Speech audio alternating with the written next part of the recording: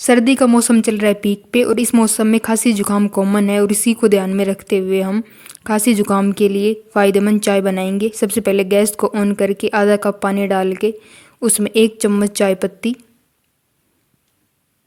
3 चम्मच चीनी, क्योंकि हमें 3 कप चाय बनानी है।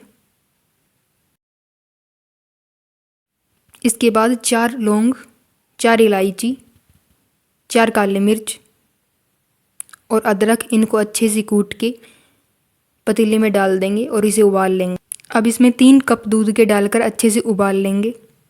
अच्छे से उबाल आने पर इसे केतली में डाल लेंगे, ढक्कन कर लेंगे बंद